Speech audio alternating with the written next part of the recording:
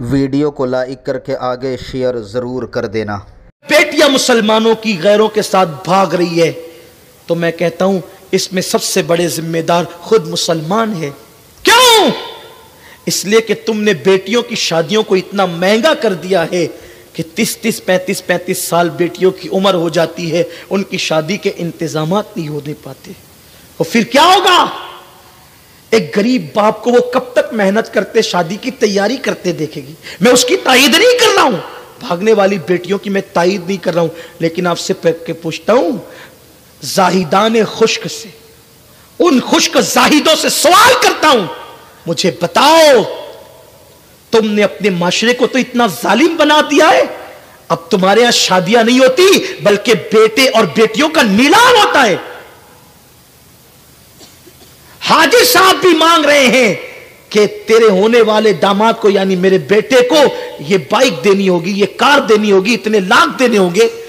بیٹے کو اس لیے پیدا کیا تھا کہ اس کے سسرال کی دہلیز میں تو بیچ دے گا؟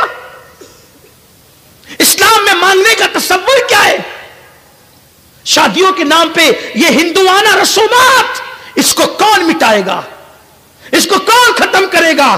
اور جب باپ مزدوری کرتے کرتے، کھیتوں میں کام کرتے کرتے، مشقت کرتے کرتے ایک بیٹی کا جہیز جمع کرتا ہے، اس بیٹی کے دل پہ کیا گزرتی ہے؟ 30 35 سال کی بیٹیاں جو بستروں پہ سسکیاں لے رہی ہیں، میدان محشر میں ان کی ایک ایک سسکی کا جواب پوری قوم کو دینا ہوگا۔ پورے معاشرے کو دقیانوسیت کی آگ میں تم نے جھونک دیا۔ شادیاں مہنگی کر دی، جلسے مہنگے کر دیے، محفلیں مہنگے کر دیے، سب مہنگا کر دیا تم نے۔ اللہ کا شکر ہے، میں آپ کی انتظامیہ کو سلام کرتا ہوں کہ یہاں پھولار کا انتظام نہیں ہے۔ 50 پھولار ایک ایک مقرر کو ہم پہناتے ہیں۔ میں پوچھتا ہوں جس قوم کی بیٹیاں 35 سال کی عمر میں بستر پہ سسک رہی ہو شادی کے لیے، اس قوم کا خطیب 50 ہار پہنے گا، وہ اللہ کو جواب کیا دے گا؟ پہننے والے کو بھی جواب دینا ہوگا، پہنانے والے کو بھی۔ جس قوم کا نعت خواں 1 گھنٹہ نعت خوانی کا 50,000 مانگتا ہو اور ہم اس کو دے دیتے ہیں، خطیب راتیں طے کر رہے ہیں اور ہم دے دیتے ہیں۔ راتیں تو نچنیوں کی طے ہوتی ہے، خطبہ کی تو طے نہیں ہوتی، عاشقان رسول کی طے نہیں ہوتی۔ راتیں تو نچنیوں کی طے ہوتی ہے، نعت گو شاعروں کی طے نہیں ہوتی۔ جب مل گیا حضور کا صدقہ مل گیا، جتنا مل گیا کافی ہے، مانگنے کی کیا ضرورت ہے؟ اور ہم 50,000 نعت خانوں پہ اڑا رہے ہیں۔ میں نعت خانوں کو دینے کا مخالف نہیں ہوں، اللہ نے دیا ہے تو دو، لیکن وہ جو بازو میں بستر پہ سسکیاں لے رہے اس کی شادی کا انتظام بھی تو کر۔ کب تک ریاکاری اور رسومات کے اندر ڈوبو گے؟ 1 لاکھ کی چادر تم ایک بزرگ کے مزار پہ چڑھا رہے ہو، اب پڑوس میں بیٹی کی شادی کا انتظام نہیں۔ تم کہتے ہو بیٹیاں بھاگ رہی ہے، ذمہ دار تم ہو، تم ذمہ دار ہو، اور تمہیں پوچھا جائے گا میدان محشر میں۔ اور یہ بات بھی میں کہتا ہوں الحمدللہ مسلم بیٹیوں کی عظمت کو سلام، اگر ہندوستان میں 50 کروڑ مسلمان آبادی ہے تو کم سے کم 12 کروڑ عورتیں ہیں، اگر 12 کروڑ میں 12 بچیاں بھی بھاگی ہیں تو ان پر اتنا بد بھونکو 1% بھی نہیں بنتا۔ اگر تم یہ کہو گے بھاگ رہی ہے، مستقبل میں جب تاریخ لکھی جائے گی تو بیٹیوں کی آبرو پر سوالیہ نشان کھڑا کیا جائے گا۔ الحمدللہ پوری دنیا کا سروے کر لو، آج بھی میری قوم کی بیٹیاں جتنی پارسا ہے، اتنی پارسا تم کسی قوم میں کوئی بیٹی نہیں دکھا سکتے۔ آج بھی مسلمانوں کی بیٹیوں میں پارسائی موجود ہے، لیکن صرف پروپیگنڈا کیا جا رہا ہے۔ وہ بیٹیاں بھاگ رہی جن کو دین کی معلومات نہیں، جن کو کلمے کی معلومات نہیں، جن کو اسلام کی معلومات نہیں۔ خدا کی قسم جس کو فاطمۃ الزہرا کا صبر یاد ہے، وہ بیٹی زیور کی چمک پر کبھی آبرو کا سودا نہیں کر سکتی۔ جس کو فاطمۃ الزہرا کی بھوک کا احساس ہے، وہ بیٹی کبھی کسی کے ہاتھ میں آبرو کا سودا نہیں کر سکتی۔ میرے نبی کی بیٹی فاطمۃ الزہرا رضی اللہ تعالیٰ عنہ کی شان یہ ہے کہ کونین کے والی، کونین کے تاجدار، مالک جنت کی بیٹی ہے، لیکن ایک دوپٹے 17 پیون لگے ہوئے۔ فاطمۃ الزہرا نے 17 پیون والا دوپٹہ پہنا ہے۔ میرے نبی چاہتے تو قیمتی سے قیمتی پہنا سکتے تھے، لیکن شاید 17 پیون والا دوپٹہ بیٹی کو اس لیے پہنایا تاکہ ہر بیٹی کی غربت پر میرے نبی تقوی اور سنت کا پردہ ڈال دیں۔ اگر میرے نبی قیمتی چادر بیٹی کو دیتے تو غریب کی بیٹی کا پیون والا دوپٹہ دیکھ کر لوگ مذاق اڑاتے، لیکن نبی نے پیون والا دوپٹہ بیٹی کو اس لیے پہنا دیا۔ اگر کوئی غریب کی بیٹی غربت کی وجہ سے پہنے گی پیون والا تو لوگ کہیں گے مذاق مت اڑانا، یہ نبی کی بیٹی کی سنت ہے، یہ نبی کی شہزادی کی سنت ہے۔ ہم نے سب مہنگا کر دیا۔ ہمارے ماہریرہ کے شہزادوں نے، مشائخ نے اعلان کیا جلسوں کو سستا کرو، مدرسوں کو مضبوط کرو۔ مدارس ہماری جان ہے، جب تک مدارس آباد ہے اللہ کا دین آباد ہے۔ العلم حیات الاسلام و عماد الدین، دین مضبوط کرو، فضول خرچی سے بچو۔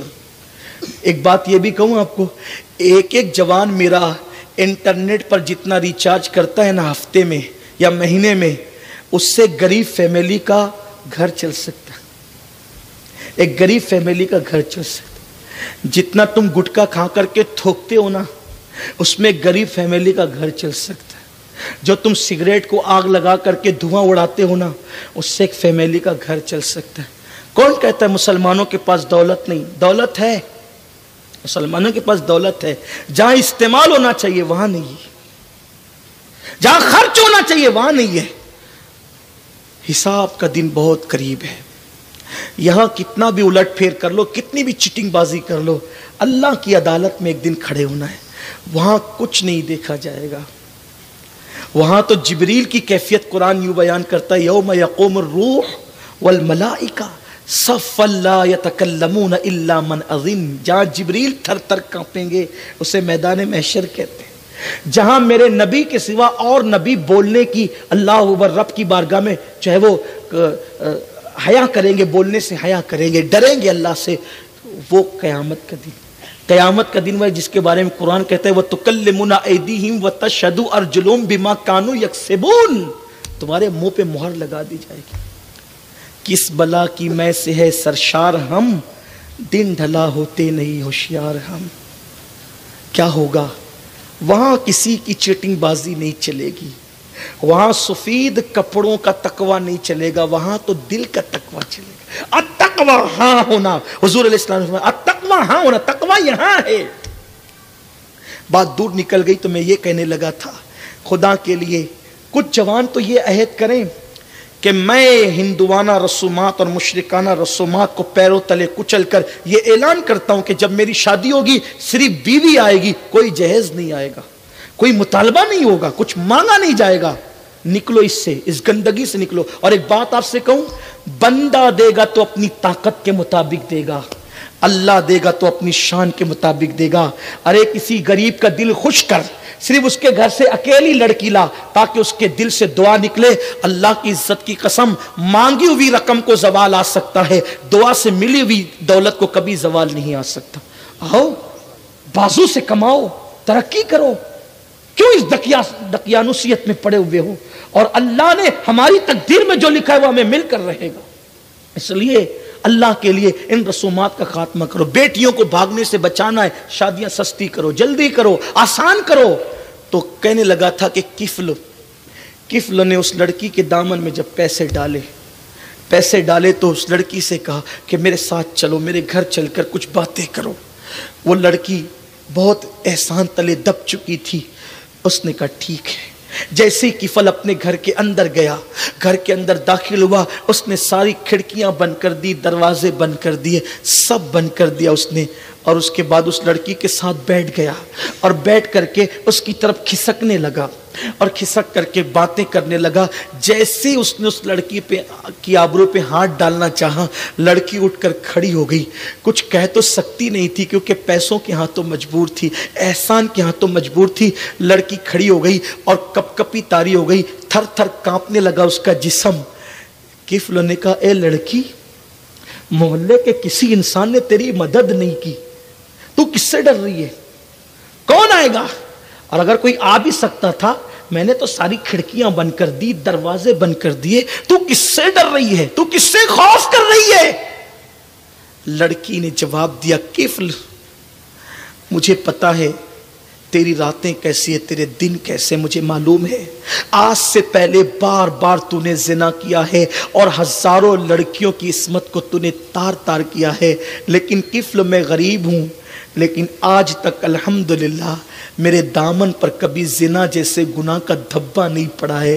کفل میں نے کبھی زنا نہیں کیا ہے، میں کسی انسان سے نہیں ڈر رہی ہوں، بلکہ میں سوچ رہی ہوں اس وقت تو اللہ تجھے بھی دیکھ رہا ہے اور مجھے بھی دیکھ رہا ہے، اگر میں نے تیرے ساتھ زنا کر لیا ان پیسوں کی وجہ سے تو میں سوچتی ہوں کہ جب قیامت کے دن اللہ مجھ سے اور تجھ سے پوچھے گا کہ تو نے زنا کیوں کیا تھا، تو میں اپنے منہ میں وہ طاقت کہاں سے لاؤں گی، اپنے منہ میں وہ قوت کہاں سے لاؤں گی کہ میں نے کفل کے ساتھ زنا کیا تھا، میں اللہ کو کیسے کہہ سکوں گی؟ کفل اسی وجہ سے میں تھر تھر کانپ رہی ہوں، اللہ تجھے بھی دیکھ رہا ہے، مجھے بھی دیکھ رہا ہے، میں کیسے اقرار کروں گی، میں اقرار جرم کیسے کروں گی؟ کفل میرا اللہ مجھے دیکھ رہا ہے۔ کہتے ہیں دل سے جو بات نکلتی ہے اثر رکھتی ہے، پر نہیں طاقت پرواز مگر رکھتی ہے۔ اس لڑکی کے دل سے بات نکلی اور دل کے اندر اتر گئی۔ کفل نے کہا اے لڑکی، اگر اللہ دیکھ رہا ہے تجھے اور مجھے تو سن